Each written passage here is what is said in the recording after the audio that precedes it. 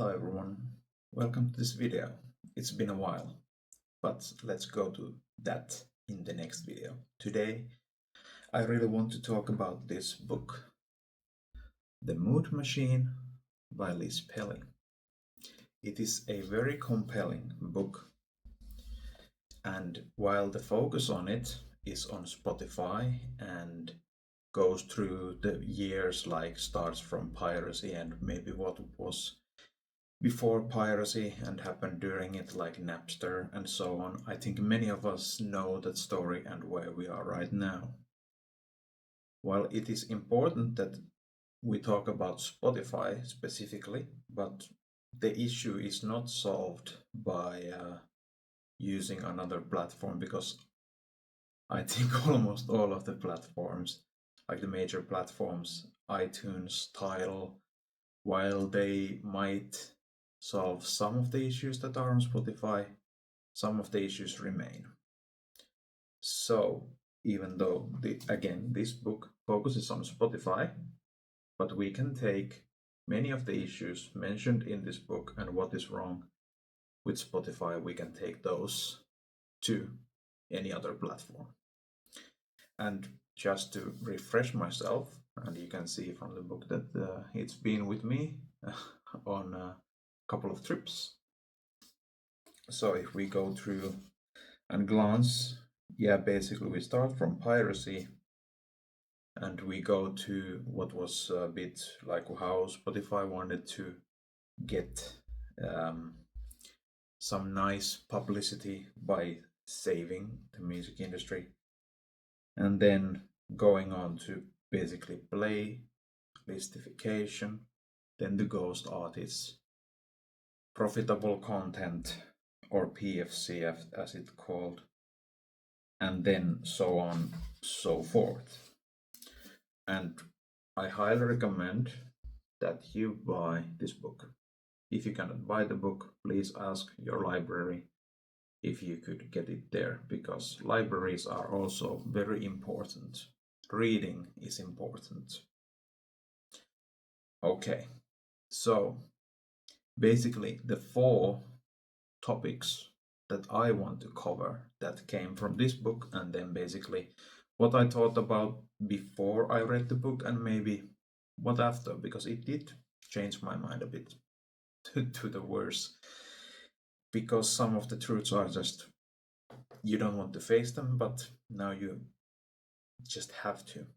So first, let's start with the playlistification. Very harsh and difficult word, but basically what it means is that we make music, or someone does. I personally don't. I haven't published any music yet. But music is made to fit a playlist, fit a mood, like the title Mood Machine would suggest. So, what is maybe the good part? Well, the good part is that then music is, what would you say, approachable.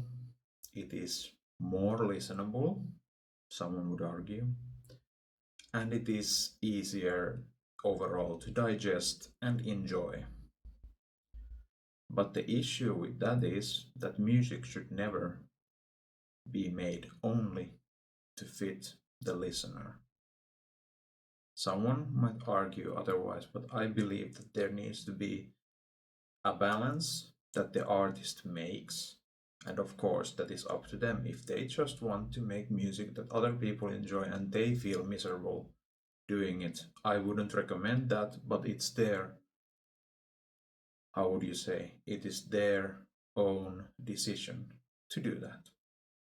I personally would say that it might be a balance.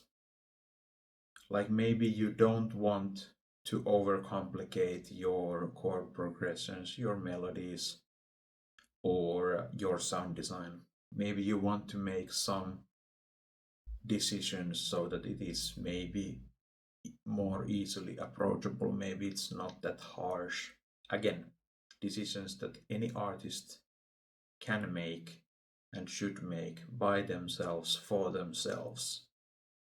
They can be influenced by engineers, they can be influenced by their peers, but they shouldn't only go for what the people want, either the listener or their peers. We are individuals, and that is the beautiful thing about us. That is also the thing that makes it difficult, because no one is the same, so there is no one box solution for everyone. Okay, that maybe went a bit overboard with the playlistification, but I think that what it boils down to, we are individuals. Like, if we get a playlist that says chill vibes, maybe someone who feels absolutely miserable about it, because, like, for me, a lot of the chill vibes playlists that you check out and listen to a couple of songs, they don't do anything for me. It's not chill vibes. I feel like I'm not getting any emotion. To me, that's not chill. It's the opposite of chill. Or, well, it is chilling, but chilling in the spine. Okay, so the next part, compensation. And that is the issue that is spread across all streaming platforms.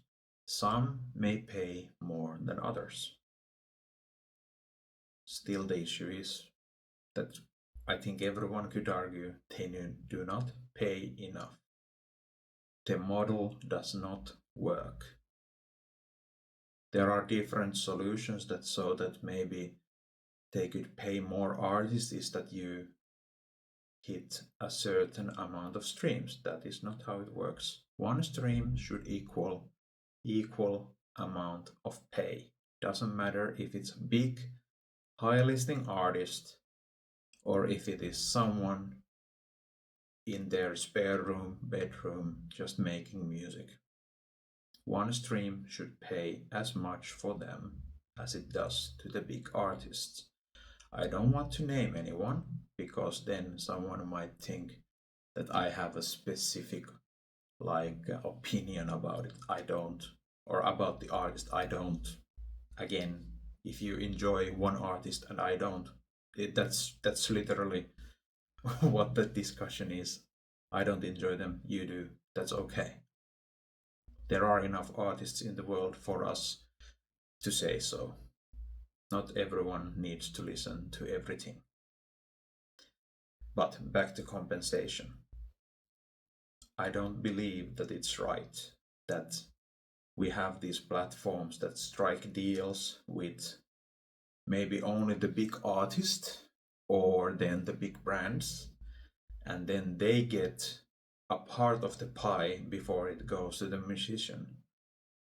Then, if we say that it's also one of the big record companies, that they also get one part of the pie, but then they have the artist, they get a pie again, a piece of pie from the artist's compensation. So they're getting double. That almost sounds like a pyramid scheme, to be honest. But I think that the only way that it can be music can be at least something of a compensating endeavor other than really enjoying doing it is that you are able to be on your own with your own record company, your own publishing, and so on, so that you, at least when you get the compensation, you get 100% from it, not just a piece of pie, 100%. That's not a perfect circle, but forgive me for that. Okay, then the next one is indeed that not the only problem. As I said, Spotify is heavily focused on this book, but you have the same on any streaming service, and I'll just name a few. For example, it's not that I hold a specific opinion. Like iTunes, that's the one I use. There is Tidal, there is, I think, Pandora. There are so many that I don't really know. And no matter if they say that they have a higher audio quality than Spotify or the other platform, or that they pay more than the other platform, yes, they might pay more, but again, I don't believe they pay enough. And what is this talk that pay enough? I don't know what is enough. I don't believe there has been an enough, even in the CD, like the physical media era. I think their artists still weren't paid enough. They were paid differently. I think that's how you could call it. So that's why it's not the only problem. The problem is also that touring, as we can see from many publications like United Musicians Association or good like people from those type of associations share that not even touring is um, fair anymore. Tickets can cost so much that no one goes there. The ticket price is never what the artist gets. That's also what has always been like that. But especially for big artists, sometimes the ticket prices are so ridiculous that you wonder to yourself that is the artist still getting 10 euros from this 200 euro ticket? Or if even that. And the touring expenses are just getting more and more, visas, everything. Like if basically if you are wondering like what does touring cost, you can you don't need to know the necessary amounts, you don't need to know all that goes into touring. You just need to think to yourself, what does my life, like your own life, cost in a month? Think of all the costs, all the things you can buy, and basically you can apply that to touring. So if you take your salary, if you're earning a salary or wage, and you in the end, after a month or whatever is the gap between the your wages or salaries, like for me it's a month, um, that's what a tour is. And that those expenses have to be paid regardless of the profits, the amounts of tickets sold, the amount of merch sold. Yeah, there's another merch. Merch isn't just all profit. T-shirts have to be made. They have to be paid for the tour, right? And that's it's always been like that. So that isn't like a current issue. That's how it's always been and how it has to be. Like I don't believe that you would pay for the search after the tour. Of course, you need to pay for them first. That's just how it works. But the thing is that tours are part of what some artists, not all artists do, but most artists do, and they're not profitable enough. Like many artists can say that, hey, we don't want to do this tour, we'll lose money. Like, yes, you're entertaining fans, you're getting your music out there, but in the end, exposure does not pay for your food. And that is a sad thing. And then we come to basically what we've been circling around this last topic. What is fair? I don't know what is fair. Like the exact amount. I don't believe there is an exact amount that every artist should make, regardless of the size. That's also not fair. But the fair thing would be that there should be some sort of balance and some sort of moral compass for the tech companies, for the record companies, and so on. If I have a cost of, let's say, making an EP of 3,000, let's put 3,000, it's not a lot, but if you do most of things yourself, maybe that's the cost you end up with. I should at least get 3,000 out of it now. I feel that's fair. Then obviously I need to live with something, so I would need something on top of that 3,000. What it is exactly, it is hard to say.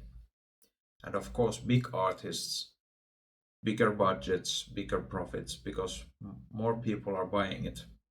Obviously, I agree with that.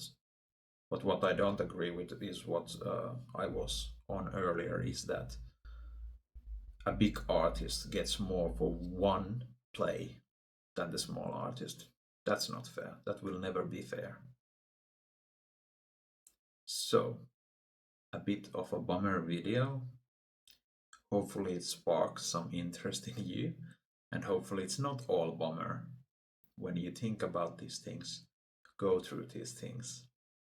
And again, I want to end that I cannot recommend this book enough. And hope you can find it somewhere locally. And if you cannot pay for it, hope you find it from a library. Don't use piracy. It's never the solution, even though sometimes it seems the most fair solution or fairest solution. It's not.